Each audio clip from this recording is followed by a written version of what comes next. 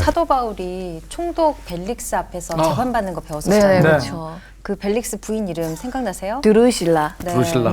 아니 그렇게 복음을 2년 동안이나 맞아. 들었음에도 불구하고 받아들이지 못했다는 게 너무 안타까웠어요. 맞아요. 믿지 그러니까. 못했다는 게 진짜 네. 안타깝더라고요. 부부가 한 마음이어서 그래요. 이 돈에 대한 한 마음이 똘똘 뭉쳐 있어서 성경이 지금 들어오질 않는 거야. 아버지 안녕하세요. 안녕하세요. 반갑습니다. 사도행전 24장 지난주에 했죠? 네. 복습들 하셨어요? 네. 근데 오늘 25장, 26장 두 장인데 네. 오늘 특징적인 것은 옷 얘기를 해요. 이제 우리가 그 관점을 좀 살펴보도록 하죠. 오늘 수업 사도행전 38강 가이사랴 재판 두 번째 베스도와 아그리빠 왕 앞에서. 자, 근데 이제 하나 짚고 넘어가야 되는 건 벨리스하고 베스도는 뭐죠? 재판관 총독이요. 총독. 그렇죠. 총독이죠. 총독이죠. 그 다음에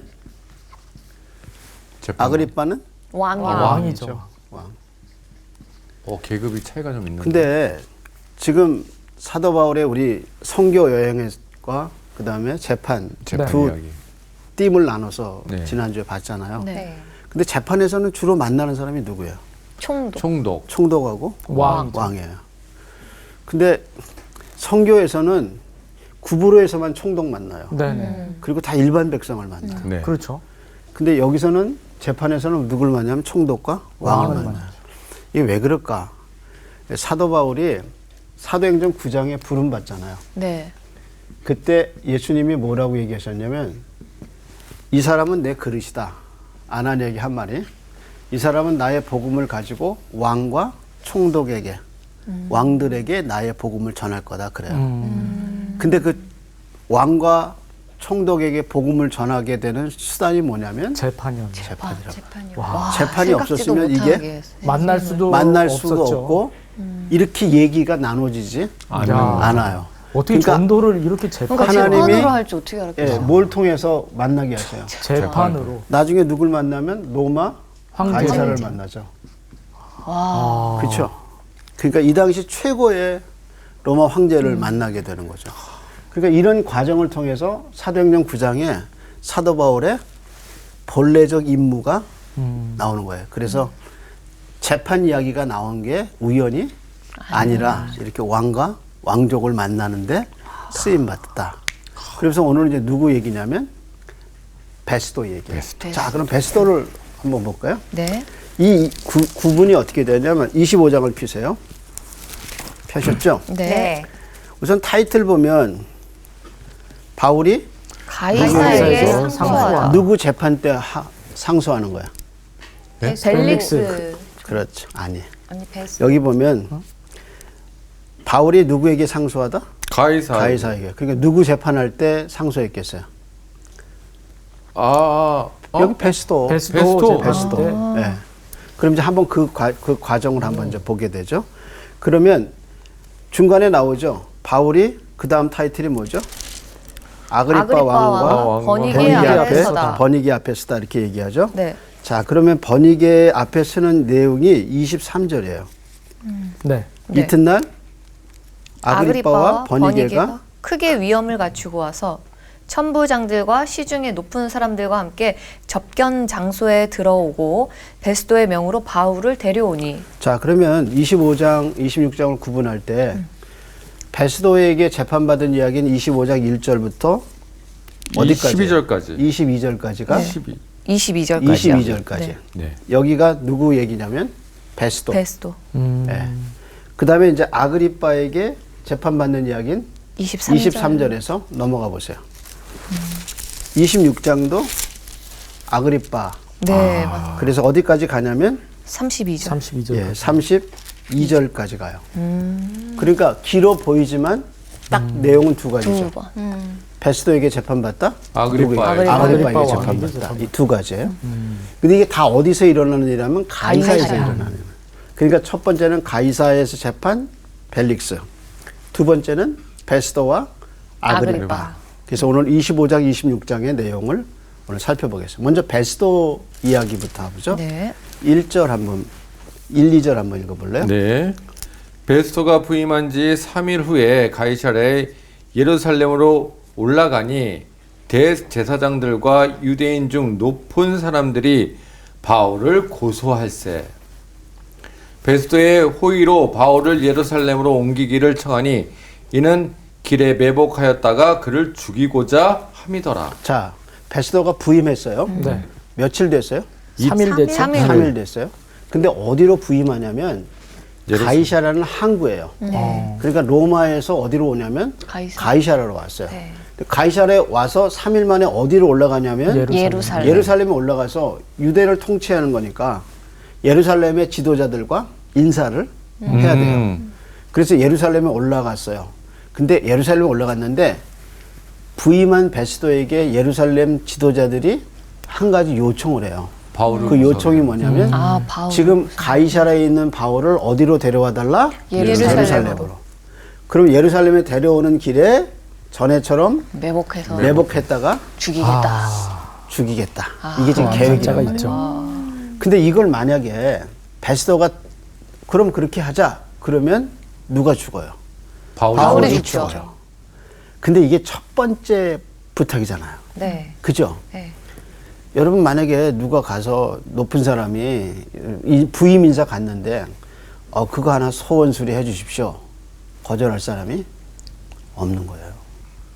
그 만약에 이때 베스도가 그럽시다. 뭐 예루살렘에 뭐 데려옵시다 하면 바울은 죽는 거죠. 죽는 거예요. 그러니까 이게 참 이거 하나님이 어떻게 할까? 이제 이게 또 우리가 이제 이 절을 읽으면서 야 이거 진짜 또 하나님 어떻게 이거 역사하실까 이제 이렇게 생각하게 되죠.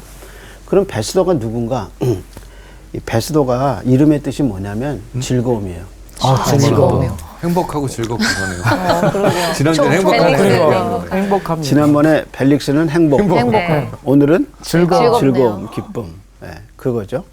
그런데 이 베스도는 평판이 좋아요. 벨릭스는 평판이 참 나빴잖아요. 네. 근데 베스도는 유대인들이 좋아했어요. 근데 이 사람이 너무 무리해가지고 이 사람이 서기 62년에 과로사예요. 기쁘지 않은데 일을 너무 많이 했나. 너무 다른 사람 눈치를 많이 보는 거 아닌가요? 백성들의 눈치나? 그러니까 베스도도 어떻게 보면 과로사하기 전에 마지막 복음을 들었던 거는 바로 이 바울 재판에서. 그러니까 사람은 운명을 모르는 거예요. 그게 그치, 다 마지막인지 이런 건 다르네요. 모르는 거예요. 그러니까 베스도가 62년에 과로사로 죽었는데 이렇게 죽을 줄 몰랐죠. 그렇겠다. 그러니까 베스도가 사도 바울의 무죄를 알아요. 자, 그럼 이 베스도가 들어주지 않아요. 한번 볼까요? 그 들어주지 않는 거. 4절이 기가 막힌 거예요. 4절 한번 읽어보세요. 네. 베스도가 대답하여 바울이 가이사랴에 구류된 것과 자기도 멀지 않아 떠나갈 것을 말하고 또 이르되 너희 중 유력한 자들은 나와 함께 내려가서 그 사람에게 만일 옳지 아니한 일이 있거든 고발하라 하니라. 자, 그러면 베스도가 받아들였어요? 거절했어요? 거절했어요. 거절했죠. 왜냐하면 거절한 이유가 뭐냐면 나도 여기 오래 있지 않을 테니까. 있지 않을 거고 지금 바울은 어디 있어요? 가이사랴에 가이사랴에 있다. 그러니까 굳이 그 사람을 끌어올릴 게 아니라 니네들이 그 다음에 내려와. 제안한 게 뭐예요? 너희가 같이 내려가자. 너희가 나와 함께 가자. 일이 커졌네. 귀찮아졌네. 그러니까 지금 대제사장이나 예루살렘의 지도자들은 어떻게 해서 누구를 없애야 되냐면 바울을 없애야 되는 거야. 그러니까 고발할 일 있으면 또 고발해라.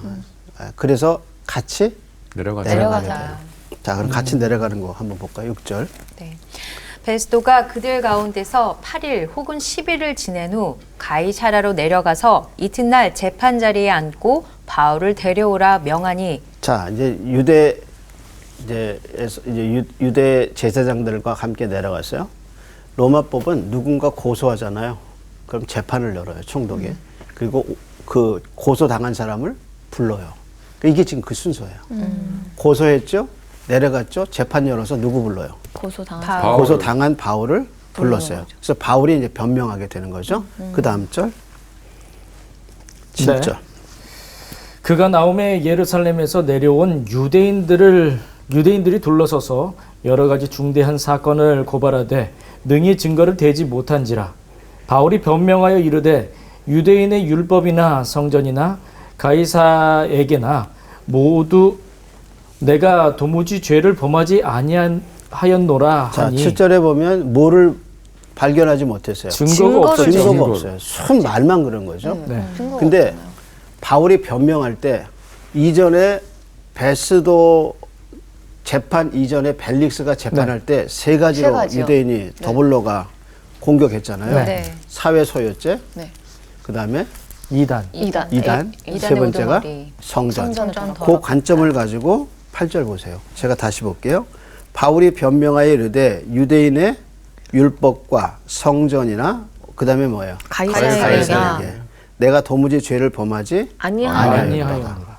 그러니까 사도 바울이 앞에 했던 세 가지 고발 내용을 다시 베스도 앞에서 얘기한 거예요. 자, 그다음에 이제 9절에 한번 보세요. 베스도가 유대인의 마음을 얻고자 하여 바울더러 묻되 내가 예루살렘에 올라가서 이 사건에 대하여 내 앞에서 신문을 받으려 하느냐. 바울이 이르되 내가 가이사의 재판자리 앞에 섰으니 마땅히 거기서 심판을 받을 것이라. 당신도 잘 아시는 바 같이 내가 유대인들에게 불의에 행한 일이 없나니다. 자, 그러면 지금 적은 계속 누구를 공격하고 있어요? 바울을 공격하고 있어요. 세월이 지금 얼마나 흘렸어요? 2년이요. 2년을 흘렀어요. 재판을 통해서도 암살을 통해서도 계속 바울을 죽이려고. 그러니까 적들의 목적은 변하지 않아요. 바울 제거. 네, 바울 제거. 이 유대인들이 끊임없이 목표를 두고 사도 바울을 죽이려고 그랬듯이 이 사탄이 우리를 향해서 끊임없이 죽이려는 게 있어요. 그게 뭐냐면 믿음이에요. 믿음. 그래서 여러분 베드로전서 그 3장에 보면 베드로전서 5장에 보면 이렇게 얘기해. 베드로가 근신하라 깨어 있으라 너희 대적 마귀가 우는 사자같이 두루 찾아다니며 삼킬 자를 찾는다 이렇게 얘기해요. 그러니까 사자가 이 먹이를 찾듯이 이렇게 찾아다니는데 그 말을 하기 전에 그 앞절에 뭐라고 그랬냐면요. 7절에 염려하는 사람을 얘기해요. 그래서 너희 염려를 다 주께 맡기라. 그렇게 얘기하고 그 다음에 근신하라 깨어 있으라 이렇게 얘기했어요.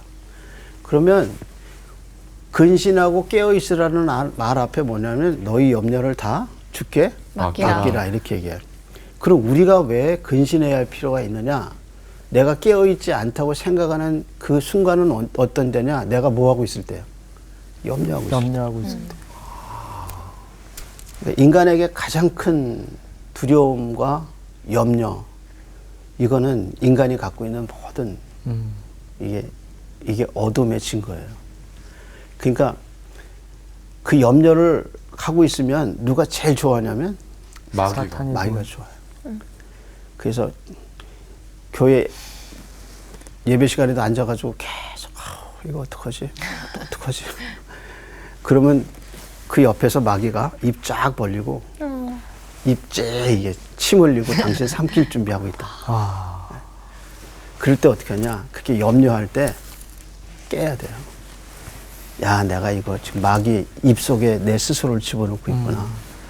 그러니까 염려하지 마라 그랬어요. 그리고 뭐라냐면 목사님 그럼 어떻게 염려 안 할 수 있어요? 그 다음 말이 뭐냐면 주께 맡기라. 그러니까 네가 그렇게 염려하고 걱정하는 그거를 주께 맡기라. 그 마귀가 제일 우리에게서 뺏어가는 믿음이 뭐냐면 특별히 예수 믿는 사람에서 뺏어가는 믿음은 하나님이 나를 맡아주시고 책임지신다는 믿음을 마귀가 가장 싫어해요. 그래서 당신 속에 그런 믿음이 있으면 그거를 어떻게 해서든지 죽이려고 해요. 그 죽이는 방법이 뭐냐면 염려예요.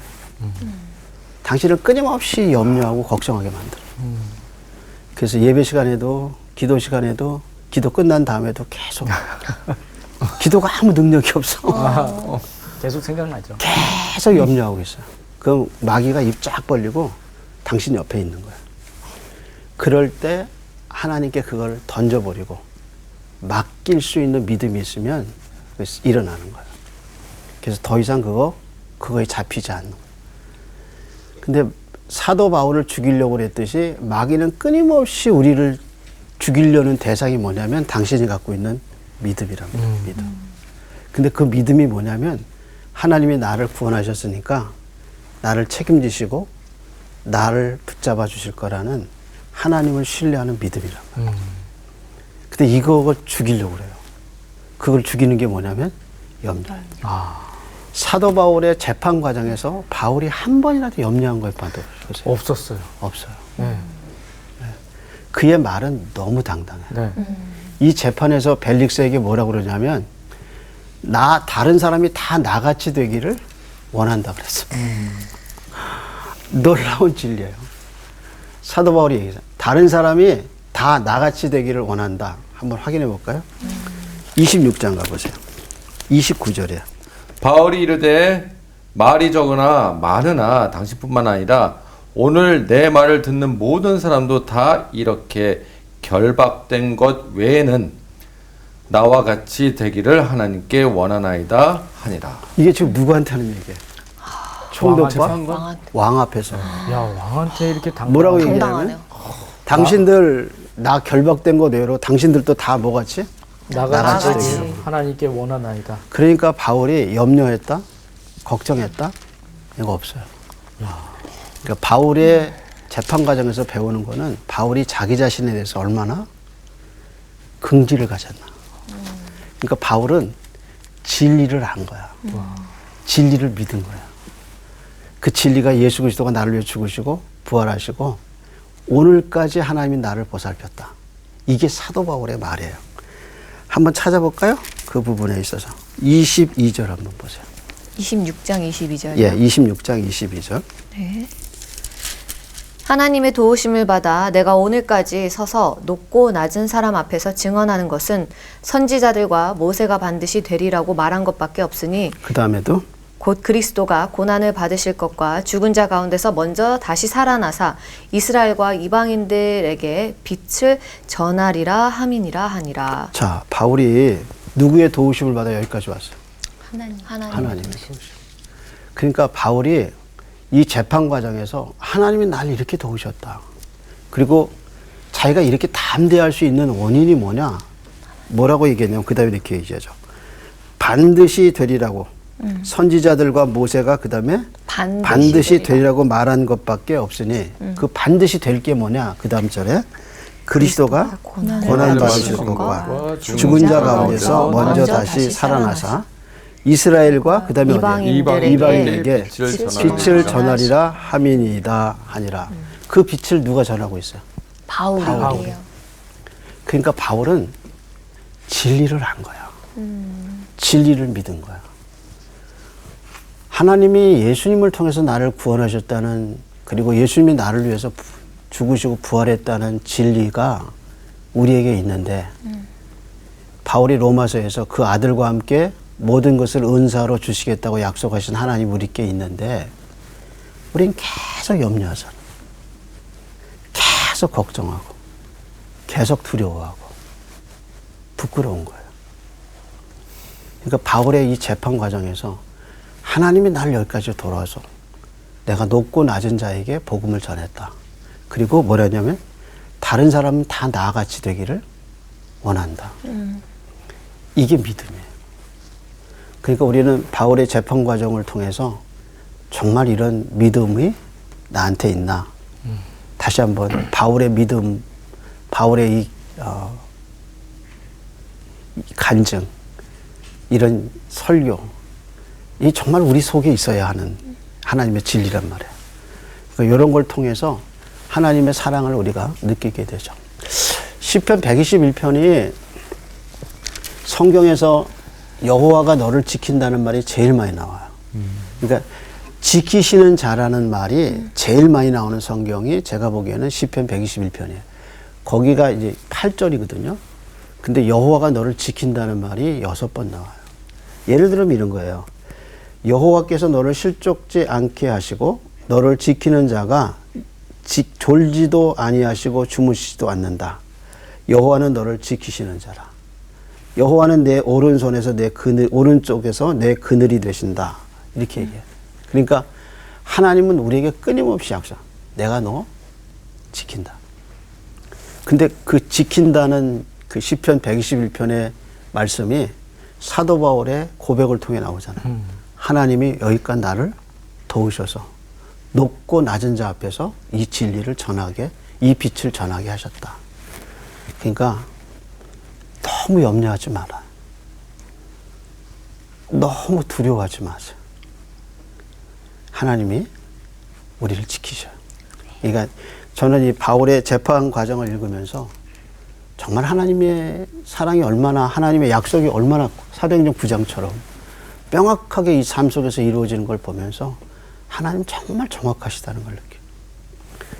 자, 그러면 이제 이 하나님의 은혜로 사도 바울이 이렇게 베니게와 아그리빠 왕에게 서게 됐어요. 자, 그럼 이제 10절 한번 보세요. 25장인가요? 예, 25장 10절 한번 읽어주실래요? 바울이 이르되 내가 가이사의 재판 자리 앞에 섰으니 마땅히 거기서 신문을 받을 것이라. 당신도 잘 아시는 바와 같이 내가 유대인들에게 불의를 행한 일이 없나이다. 10절에 보면 바울이 내가 지금 가이사에 어떻게 해요? 재판 자리 재판 자리 앞에서. 앞에. 이게 무슨 얘기냐면 가이사라에서 지금 받는 재판이 유대 재판이 아니고 무슨 재판이라는 거야? 로마. 로마 로마 재판이죠. 재판이라는 거예요. 근데 이제 여기서만 재판받는 게 아니라 어디까지 가냐면 가이사에게도 재판받을 받을 것이다. 거기서 이제 마땅히 어디서? 거기서 신문을 받을 것이라. 이게 이제 로마를 가르쳐. 로마죠. 예. 그러니까 이제 나는 로마 가서 황제에게 재판 받겠다. 그렇게 얘기하죠. 그래서 11절 한번 읽어보세요. 만일 내가 불의를 행하여 무슨 죽을 죄를 지었으면 죽기를 사양하지 아니할 것이나 만일 이 사람들이 나를 고발하는 것이 다 사실이 아니면 아무도 나를 그들에게 내줄 수 없나이다. 내가 가이사께 상소하노라 한데 베스도가 배석자들과 상의하고 이르되 내가 가이사에게 상소하였으니 가이사에게 갈 것이라 하니라. 자, 정식으로 내가 가이사에게 재판받게 해주세요라고 호소해서 응답받은 데가 어디예요? 베스도 베스도. 재판자리예요. 네. 그래서 이제 바울은 어디로 가게 돼 있어요? 로마로. 로마로 가게 돼요. 그 이제 로마로 가는 게 이제 27장의 얘기가 로마로 가는데 그 중간에 누구한테 재판받는다 그랬어요?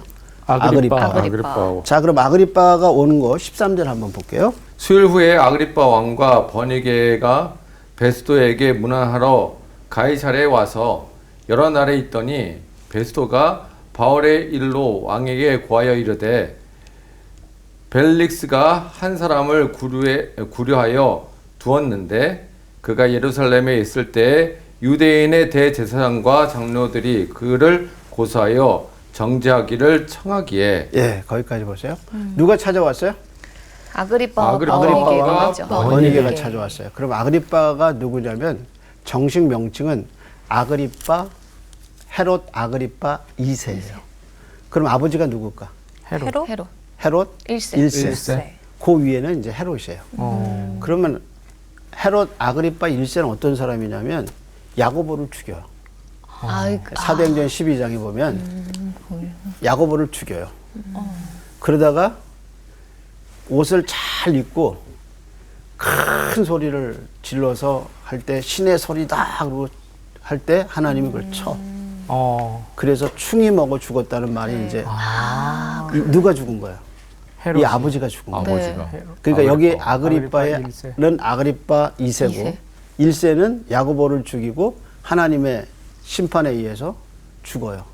그때 아그리빠가 나이가 어려요. 애기였다고. 그러니까 아버지가 다스리던 나라를 다스리기엔 너무 어렸죠. 어려요. 그래서 어떻게 했냐면 로마 황실에서 이 아그리빠를 데려가요.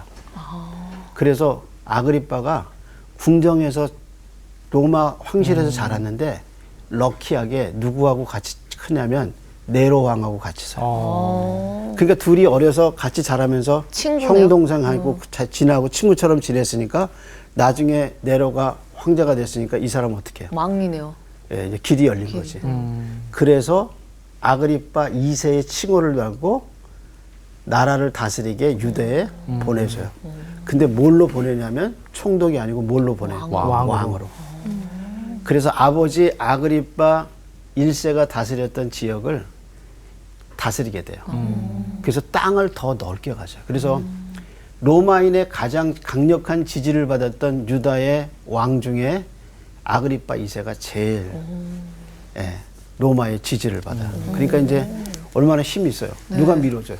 네, 네로가 네로 밀어줍니다. 황제가. 그래서 아그리빠 2세가 지금 누굴 찾아왔냐면 가이사라의 베스도를 찾아온 거예요. 네. 근데 누가 따라왔어요? 와이프 번이게. 근데 이거 와이프가 아니에요. 오, 같이 왜냐하면 나와서 그 전에 두루실라를 얘기할 때는 아내였죠. 벨릭스의 아내 유대 여자 아내 이렇게 나오거든요. 여기는 그냥 뭐예요? 번이게. 번이게가. 근데 번이게가 누구냐면 이 둘 사이는 누나야. 그리고 아그리빠 2세는 동생이야, 남동생. 근데 우리 지난번에 두루실라 얘기했죠. 네. 네. 두루실라는 누구의 딸이냐면 아그리빠 1세의 맏딸이야. 아, 와, 이렇게 그러면 야, 생각해봐요. 뭐 이렇게. 세 사람이 지금 같이 형제 관계야. 네. 두루실라가 제일 큰 언니. 그 다음에 둘째가 번이게. 번이게. 네. 막내 동생이 아그리빠 아그리빠 왕. 2세야. 다 거기서 한 가족이네요. 가족끼리 지금 모인 거예요. 그러니까 이제 25장, 26장, 이렇게 24장부터 보면 이 나오는 사람이 다 뭐예요? 한 집안에서. 가족이네요. 가족이었네요. 가족이야. 가족. 근데 두루실라는 누구하고 결혼했냐면 네. 벨릭스하고 벨릭스. 결혼한 거야. 근데 벨릭스도 3번 결혼, 두루실라도 3번 결혼, 아하. 베니게도 3번 결혼하고 실패했어요. 아. 그리고 로마의 황제의 연인으로 있다가 그 황제가 죽자 그 아들인 티투스하고 또 연인 관계가 돼요. 아이고야. 그러니까 이게 얼마나 복잡한 여자예요. 복잡하네요. 근데 지금 더 복잡한 건 뭐냐면 네. 지금 누구하고 같이 다녀요? 아그리빠. 아그리빠가 동생. 남동생이네. 네.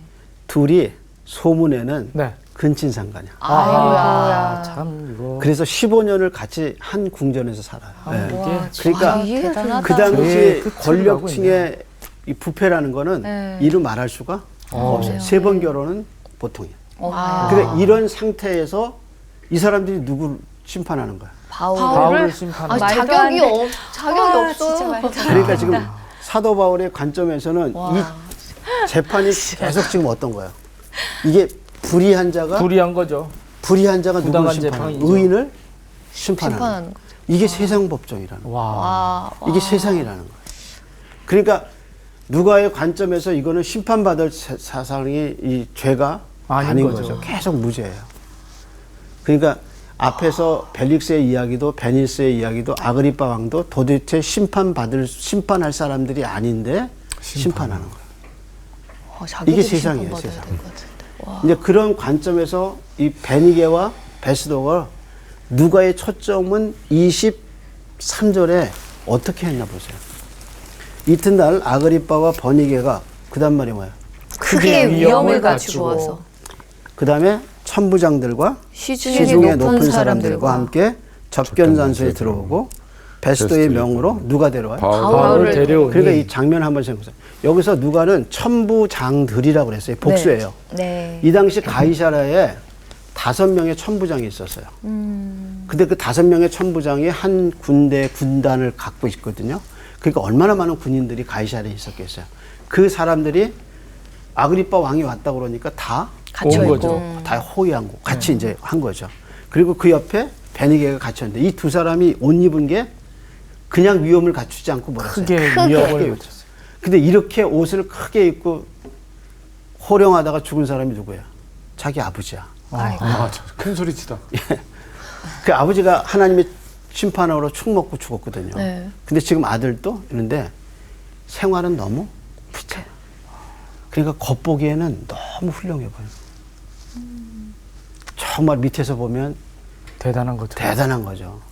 근데 뒤집어서 삶을 보니까 이건 정말 너무 추접한 거야.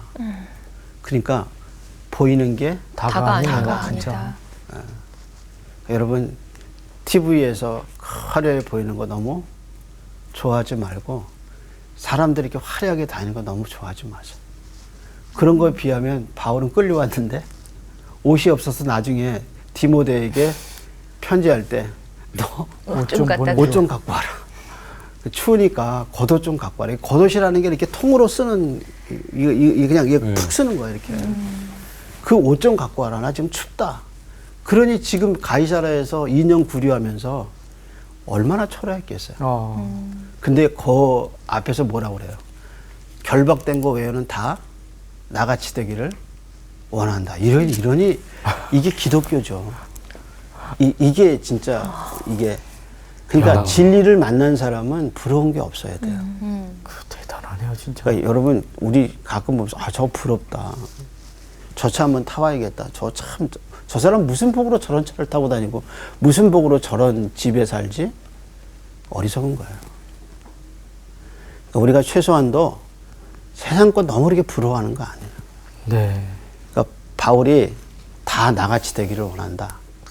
정말 그런 사람들 앞에서 전혀 이렇게 위축됨이 없는 게 안의 진리 때문이에요. 그럼 바울의 변명을 한번 봅시다. 자, 먼저 22절 한번 읽어볼래요? 아그리빠가 베스도에게 이르되 나도 이 사람의 말을 듣고자 하노라. 베스도가 이르되 내일 들으시리이다 하더라. 자, 그래서 아그리빠가 뭐라 하냐면 나 사도 바울의 설교를 좀 듣고 듣고 싶다. 네. 이 사람이 궁금하다. 어떤 말을 하는지. 네. 왜냐하면 자기 아버지가 야고보를 죽였거든요. 네. 그리고 기독교를 박해했거든요. 그 자기도 로마에서 기독교의 융성함을 자기도 받고 그러니까 들었죠. 나는 바울이 그립다. 한번 들어보자. 여러분 호기심이 신앙으로 이어지지 않아요. 가끔 교회 보면 목사님 설교 한번 듣고 싶어 왔습니다. 하거나 나는 교회가 궁금해서 왔습니다. 그 신앙으로 안 이어져. 그 호기심하고 진리하고 차이 뭐냐면 호기심은 자기 희생이 없어요. 호기심은 호기심이에요. 근데 호기심은 자기를 희생할 만한 대가를 치를 만한 마음의 준비가 안 됐어요. 진리를 발견하면 자기를 고쳐야 되거든요. 네. 예를 들어서 농부가 밭에서 보화를 발견했어요. 근데 그 밭이 내 밭이 아니에요. 그래서 어떻게 해요? 자기 재산 다 팔아서 그 밭을 사잖아요. 네. 그것처럼 호기심은 그런 능력이 없어요. 근데 진짜 진리를 발견한 사람은 자기 희생을 해요. 그 희생이라는 건 뭐냐면 자기가 여태껏 긍지로 여겼던 것들이 다 긍지가 아닌 거예요. 그걸 다 어떻게 하냐면 진리 때문에 버릴 수 있어야 되는 거예요. 그러니까 내가 그 사람 말을 좀 들어봐야겠다고 말 들었어요. 변화됐어요? 안 됐죠. 안 됐어요. 그러니까 여러분 호기심은 진리를 찾는 길이 될 수는 있어도 그게 신앙은 아니에요. 많은 사람이 기독교에 대해서 관심을 갖고 있어요. 근데 그게 진리로 이어지지 않아요. 그래서 버니게와 이 아그리빠 2세가 바울의 설교를 들어요. 몇 절부터 듣냐면 한번 보세요. 26장 넘어가 보세요. 자, 1절 한번 읽어볼래요? 네. 바울이 변명하다. 아그리빠가 바울에게 이르되 너를 위하여 말하기를 내게 허락하노라 하니 이에 바울이 손을 들어 변명하되 아그리빠 왕이여 유대인이 고발하는 모든 일을 오늘 당신 앞에서 변명하게 된 것을 다행히 여기나이다. 자, 그러면서 바울이 여기서 자기가 나이가 먹었다는 걸 얘기를 해요. 한번 보세요. 4절이에요. 제가 한번 볼게요. 네. 내가 처음부터 내 민족과 더불어 예루살렘에서 그다음 말이 뭐예요? 젊었을 때 생활한 상황을 유대인이 다 아는구나. 지금은 어땠다는 거야? 지금 나이가 좀 늙었다. 있다. 나이가 들었다. 그래서 우리 주변에 가끔 보면 네. 내 나이가 지금 얼마인데 그런 사람은 진짜 늙은 거예요. 그 일종의 왕년에 네. 젊은 사람들 중에서도 그런 분들이 있는데 그러니까 바울이 이 간증에서 하면서 내가 젊었을 때라는 말을 쓴 건 이게 처음이에요. 그러니까 바울이 그만큼 나이가 들었다. 자기도 뭐가 들었다는 걸 인식하는 거예요. 나이 먹었 나이 먹었다. 그러니까 이제 자기도 인생의 끝이 온 거예요. 그래서 이제 여기서 내 젊었을 때 얘기를 하면서 예수님 만난 얘기를 해요. 9절 한번 보세요. 9절. 나도 나사렛 예수의 이름을 대적하여 많은 일을 행하여야 될 줄 스스로 생각하고 자기 젊었을 때예요. 그래서 수많은 일들을 죽였어요. 그래서 10절도 읽어보세요. 예루살렘에서 이런 일을 행하여 대제사장들에게서 권한을 받아 가지고 많은 성도를 옥에 가두며 또 죽일 때 내가 찬성표를 하였고. 자, 여기서 이제 사도 바울이 스데반 죽인 얘기예요. 예. 네. 그다음에 그 다음 절 한번 읽어보실래요?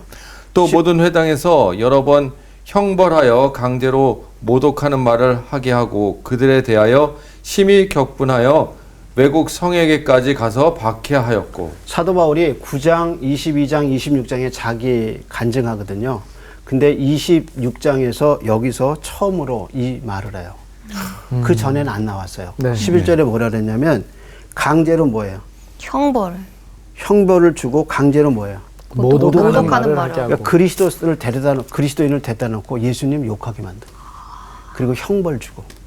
그러다가 나중에 사람을 죽이고 그 다음에 고난을 받아서 다메섹에까지 가서 일을 했단 말이에요. 그러다가 자기가 누구 만나냐면 예수님. 예수 만났다는. 그래서 쭉 얘기를 하고 하는데 이 설교는 끝을 못 맺어. 왜 그러냐면 24절 보세요. 네. 네. 바울이 아그리빠 왕에게 전도하다 바울이 이같이 변명하매 베스도가 크게 소리내어 이르되 바울아 내가 미쳤도다 내 많은 학문이 너를 미치게 한다 하니 바울이 이르되 베스도 각하여 내가 미친 것이 아니요 참되고 온전한 말을 하나이다. 자, 이 설교가 다 못 마치게 되는 것은 누가 소리 질렀어요? 베스도가 소리 질렀어요. 뭐라고 소리 질렀냐면 야, 너 미쳤어. 미쳤다는 말을 몇 번 했나 보세요? 두 번 네가 했어요. 미쳤다. 3번 했어요. 세 번? 너를 어, 미치게 했다. 미쳤다. 그다음에 바울이 뭐냐? 내가 미친 것이 아니다. 이 미쳤다는 단어가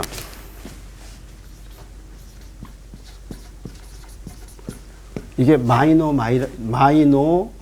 단어예요. 마이너 마이. 예, 이 단어가 어떻게 쓰였냐면 사도행전에 딱 2번 나와요. 여기 한 번 나오고요. 또 한 번 사도행전 12장에 나와요. 12장이 어떤 내용이냐면 사도 바울이 옥에 갇히잖아요. 교회가 간절히 기도하죠. 그때 사도 바울이 하나님의 은혜로 기적적으로 나오죠. 그래서 기도하고 있는 마가 요한의 집에 가죠. 네. 문 두드리죠. 그때 노대라는 여자아이가 나와서 보니까 뭐예요? 바울. 사도 베드로가 거기서 문을 두드리고 있어요. 그러니까 들어가서 뭐라 그랬어요? 베드로가 박. 베드로가 왔습니다. 그랬더니 뭐라 그랬어요? 너가 사람들이? 미쳤구나. 미쳤다 그랬어. 그러니까 하나님의 기적을 보고 했을 때 뭐라 했어요? 미쳤다. 그런 거예요. 그러니까 하나님이 하신 일을 보고 사람들은 뭐야? 미쳤다고. 미쳤다. 그러니까 바울이 자기가 변화된 얘기를 하니까 사람들이 미쳤다고. 미쳤다. 그러니까 바울의 그럼 이 설교가 실패인가? 버니게도 안 믿고 베스도도 안 믿고 그 다음에 아그리빠도 안 믿었어요. 뭐라고 그랬냐면 미쳤다고 그랬어요. 근데 미친 게 아니라는 거죠. 그러니까 사도 바울의 이런 관점에서 우리가 정말 하나님 앞에서 이 복음의 진리를 믿게 됐다는 게 이게 너무 감사한 거예요. 그러면서 맨 마지막 절 뭐라고 그랬나 보세요. 맨 마지막 32절. 이에 아그리빠가 베스도에게 이르되 이 사람이 만일 가이사에게 상소하지 아니하였더라면 석방될 수 있을 뻔하였다 하니라. 자, 그러니까 누가 무죄라는 거야? 바울이. 바울이 무죄라는 거야. 그러니까 바울이 무죄인데도 석방하지 않아요. 그리고 뭐라고 그러냐면 가이사에게 호소했으니까 가이사에게 보내겠다. 사도 바울의 이 설교가 실패한 것처럼 보여요. 근데 전도는요, 결과로 판명하지 않아요. 그러니까 내 전도가 어떤 사람에게 실패할 수 있어요. 어떤 사람에게 성공할 수도 있어요. 근데 전도가 결과로 판명되는 게 아니라는 것은 사도 바울의 재판에서 알 수 있어요. 그러니까 우리는 전도하면 성공하면 좋아하고 실패하면 슬퍼하는데 그러지 않아요. 바울은 이 복음을 전했지만 이 복음은 재판 과정에서 다 어떻게 해요? 실패해요. 한 사람도 안 믿어요. 그러나 전도는 필요한 거예요. 그러니까 전도를 결과로 판단하는 것은 성경적이 아니에요. 전도는 전도한 그 자체가 하나님이 기뻐하시는 거예요. 그래서 바울은 이 재판 과정에서 끊임없이 하나님의 역사를 성공이냐 실패냐라는 관점에서 말하지 않고 진리를 만난 그 자체의 기쁨으로 전파하고 있어요. 그게 우리가 배울 교훈이에요. 오늘은 여기까지. 감사합니다. 감사합니다. 오늘 되게 화려했던 그 베스도 뭐 아그리빠 왕 그 번이게 그 겉모습은 그랬지만 정말 그 속은 복음을 받아들이지도 못했고 너무 허했잖아요.